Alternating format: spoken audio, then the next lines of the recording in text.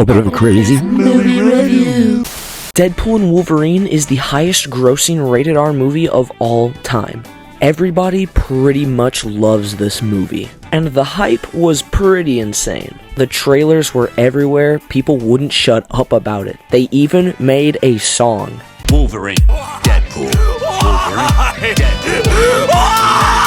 Now, me personally, I don't go to movie theaters that much, but for this movie, I had to go see it, and I gotta say, it was exactly what I expected. The last two Deadpool movies didn't really feel like Deadpool movies. Those two always felt like they weren't showing their true potential. Deadpool is a weird character, and for a Deadpool movie to work, you gotta get weird. And Deadpool 3 kinda did that? This is the Deadpool movie that should have always existed. It does everything that needs to happen in a Deadpool movie. Clever fourth wall breaking, cameos, crazy shit that we've never seen before. But I still feel like these movies are not living up to the potential of Deadpool. Most of the fights and scenes are set in a plain, flat, gray world. The humor is a little cringe, but for what it is, I think it's a great movie. But it has flaws. A lot. Sorry to all the people that love this movie, but come on.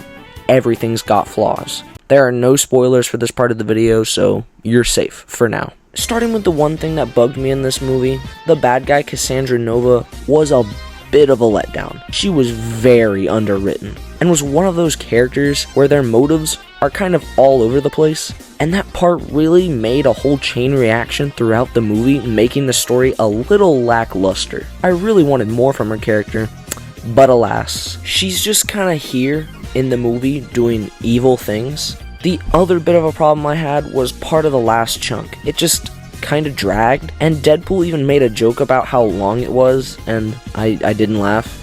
It just made me want it to be over even quicker. The ending is great though, I love it. It just takes a little bit to get to that point. Now, no movie has perfect pacing, except for Star Wars A New Hope. This is just a little nitpick I have with it. It doesn't ruin the movie or anything, it just pulls the ending away from being perfect. Now, I'm going to be spitting a bit of spoilers, so skip to this time and you'll be spared. Okay? Cool, let's go. Wolverine, the co-lead, is insanely bland. This variant of Wolverine is a lonely, sad, depressed Logan because all the X-Men in his universe died, and it was kind of his fault. And we get one whole scene where he rants about how sad he is and how it's all his fault, and now we're supposed to care about this Wolverine, even though we literally know nothing about him. I don't know about you, but this was a big disappointment for me. He just feels like a big slab of meat with none of the seasoning. I get it would be kinda hard to fully flesh out this brand new character in a movie like this, but like, come on. He's the co-lead. His name is in the movie title. They could have given us a little more. Alright, I'm done yapping.